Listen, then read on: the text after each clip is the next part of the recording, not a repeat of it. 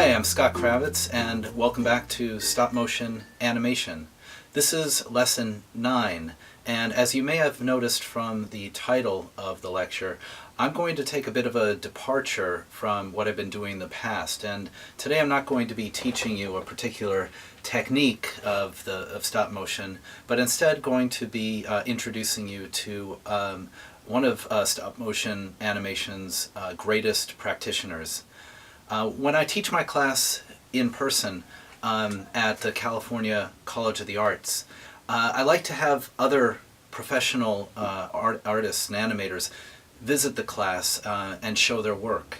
I think that it provides not only inspiration to the students, but also the opportunity to learn about the process of animation from another's perspective than my own. I am by no means the final word on how to animate in stop motion, so it's important to hear from other artists who are working in the field. To that end, I decided to make this lesson a conversation with someone who is, in my opinion, one of the greatest stop-motion animators alive. His name is Tim Hiddle, and he has been working in animation since the 1970s.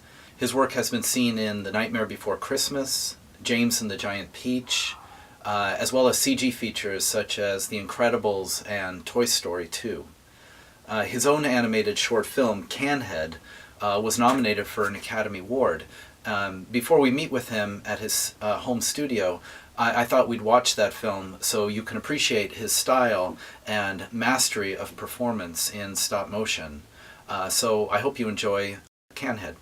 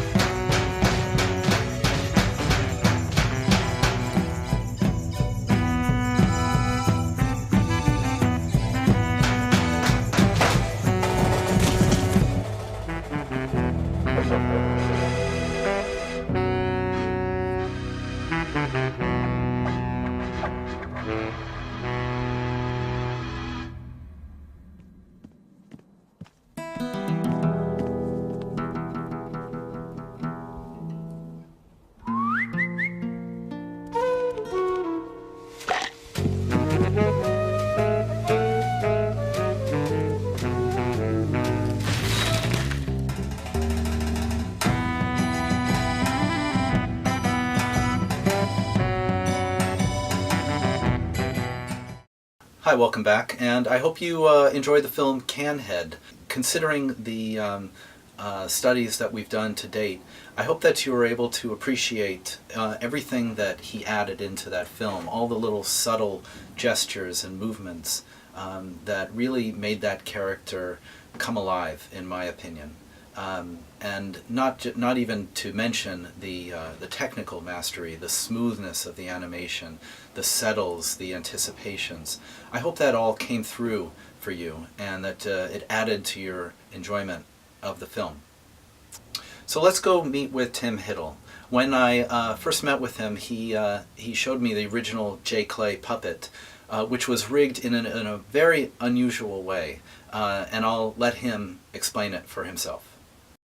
His armature, which I've never known anyone else to do it this way, but in this case, his armature is wood, it's dowel rods. It is connected here on the elbow with a hinge, and the same with his leg. It's connected there on a hinge. It's just, a piece of wire through. Otherwise, there's also a torso, which is also disconnected in the middle. It's just stuck with the clay together on the body. There's nothing in the foot.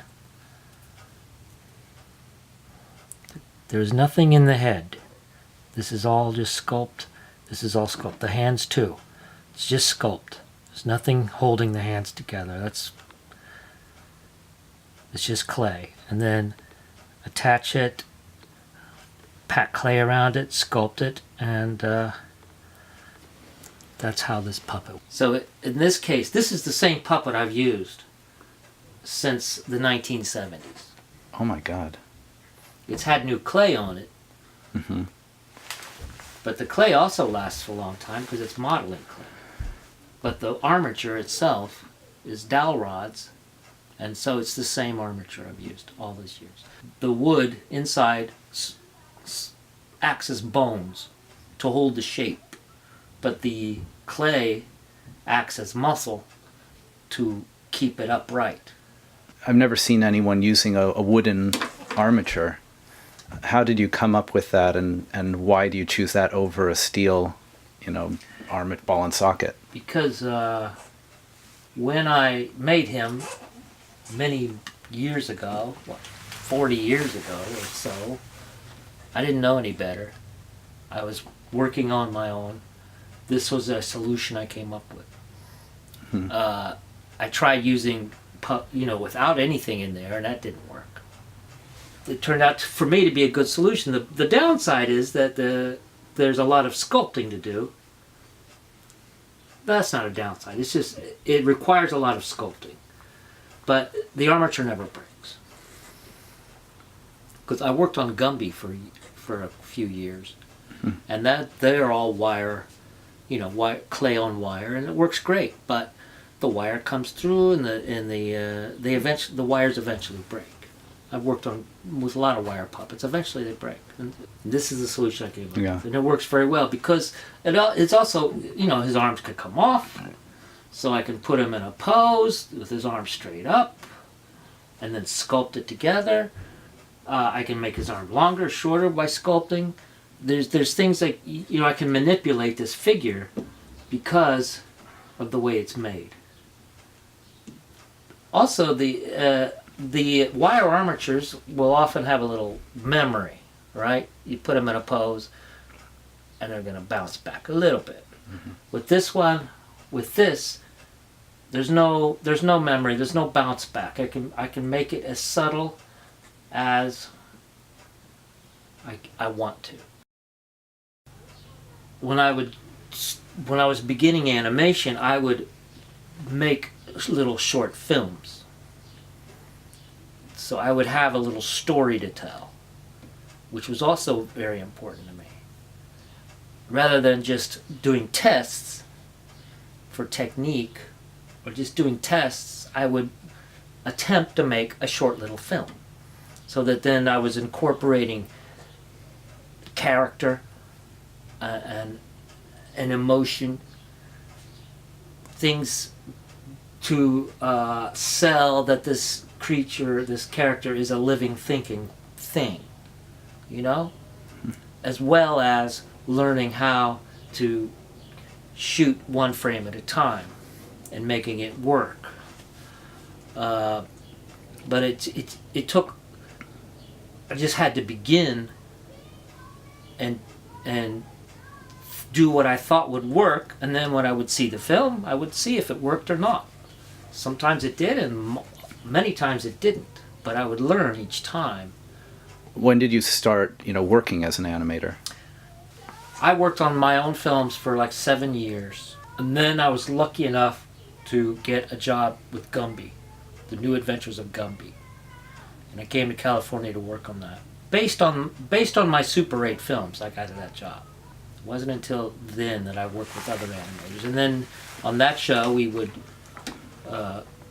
we shot a lot of film, and we could all learn from each other and teach each other and consult with each other how to pull things off. After Gumby, I made another film, The Potato Hunter, of my own, and then soon after that I worked on The Nightmare Before Christmas, and that was my first feature job. That was a fantastic show, fantastic job, very difficult but amazing job. And that was the first time that we had video assist to help us with the animation. We had 3 frames in a row that we could watch. We could see the 2 frames you just shot and the live one. So that allowed to really help keep things fluid. And if your puppet fell over, you could put it back and find the place. It was a huge step forward. After that, I worked on James and the Giant Peach. After that, I did my film Canhead, which got nominated for an Academy Award, right? Yeah, got nominated for an Oscar for a short film, animated short film. And after Canhead, I worked on James and the Giant Peach, which is another great project. After that, everything changed. Jurassic Park came out, and dinosaurs were no longer stop motion. They were CG. That changed everything. What were the big differences for you between working in stop motion and working on CG? For me, it's very difficult to learn CG. With stop motion, it's much more like a performance, because you begin in the beginning and you carry on through the end. It's one frame after another, and you really have to be there and present and concentrating and thinking of a lot of things at the same time. But it's a straightforward. You start the beginning and you go to the end and your shot is done. Either it's good enough or you do it again. CG is a whole different process. It's countless layers on layers on layers. So you're always returning and going back and adding things, and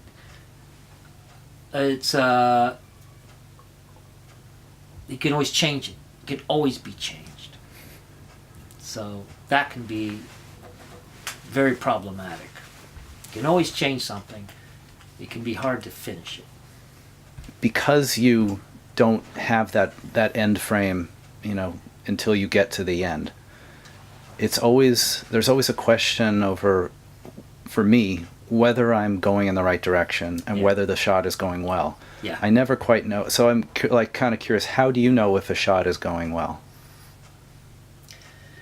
Well, you don't always know.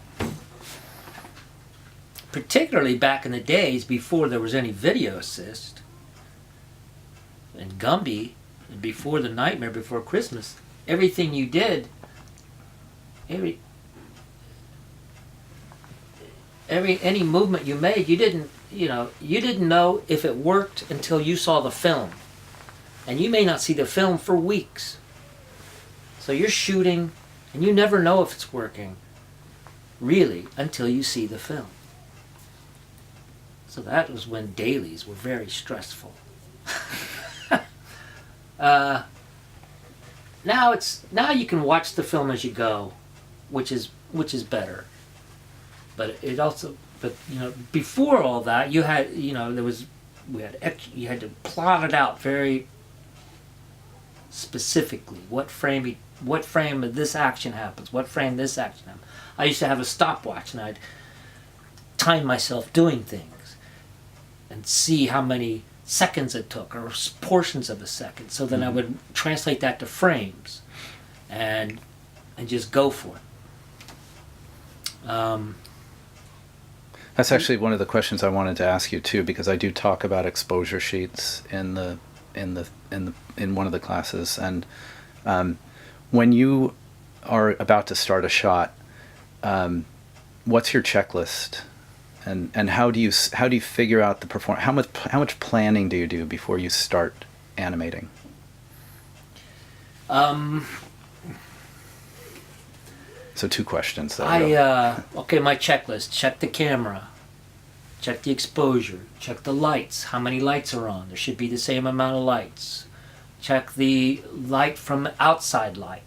All the doors closed. Everything has to be exactly the same.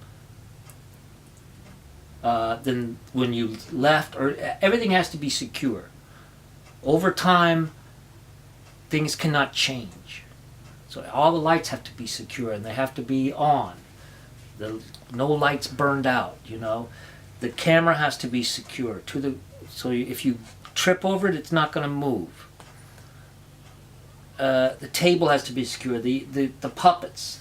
And if, depending on what has to happen in the shot, if I need a flying rig, is that flying rig going to come in and make a shadow, Everything has to be considered beforehand. And then everything has to be locked down, secure. And then if I don't finish the shot, which I often don't, on one session, shut everything down. When I come back the next day, everything has to be exactly the same.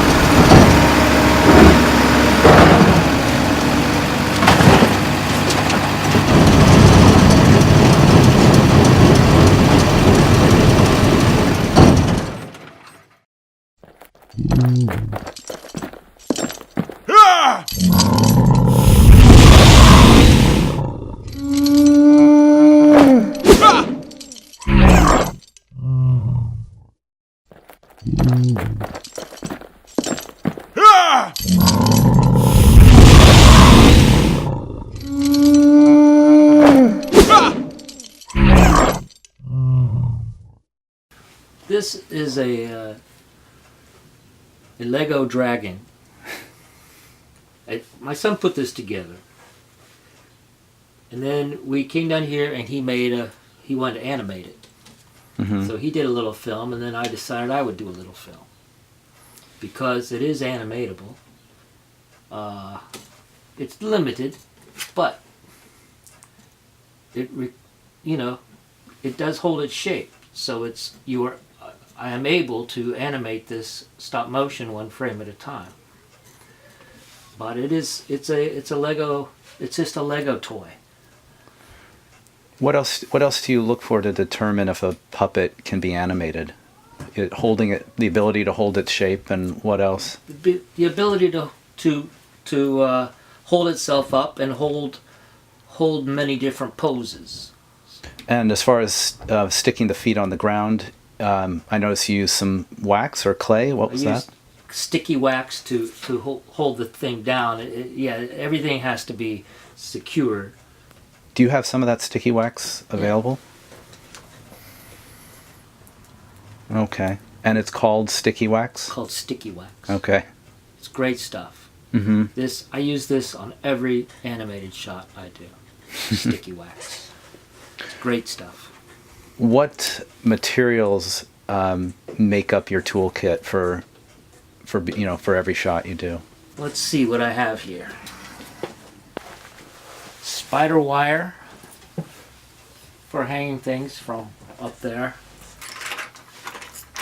Working clay, sculpting. What kind of tool is that? What do you call that? This is a dental tool. And you use that for smoothing out clay on eyelids and things? Yeah. Okay. Or just smoothing out clay that I can't get with my finger.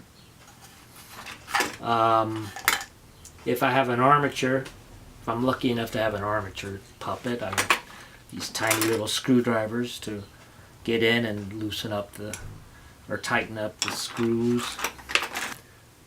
X-Acto knife. There's not much here. Some super glue, you never know. You know, Mm-hmm. something. These are little bug pins to hold things up sometimes from the ground.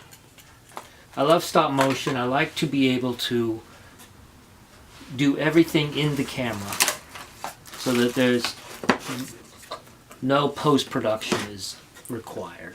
Mm-hmm. I like to have everything done in camera if I can. That's part of the pleasure for me, doing stop motion. It's simple, the simplest solutions, and if it's a little bit rougher, it still works just as well. Maybe a little rough, but it still works just as well. When I make films, my own films, I would, if there was flame, if I needed fire in the frame, I would light little fires and put them out. Nothing was added later. And that it's limiting, but it's fun to watch. And if no one else is doing it, it's unique. It's easy enough to put the fire effects in later, and it's going to look great. But to me, it's more enjoyable to do it here and see how I can make it pull it off. How I can pull it off with the limitations. It's part of the pleasure of the process. That motion that you have is so organic. Is that just coming through you, or are you looking at references? You know, how do you figure out the way a character is going to move? Do you even think about it that much? I mean, is it just that you I do think about it. I just don't plan it that much. Okay, when I did this one, I wanted to make a loop. I wanted to make something that I could play in a loop. So the first frame has to match up to the last frame. This particular puppet is a Lego toy. It's not made for stop motion, so it has lots of limitations. But I use those limitations, or I do it in spite of the limitations. There's some really nice things that can happen. This can be moved subtly, but this cannot. this up or down is, there's only one, there's no in-betweens. So using what I have, I just devise the action to make it work. When it's going up and down, it's faster because it has to be, and it works that way. Mm-hmm. How do you determine if you're going to shoot something on ones or twos? Basically, the workload. Twos are great. Twos work fine. And if something like the water and the smoke, I shot on twos because it takes a while to set those up, each frame up, you know? It takes a while to manipulate that.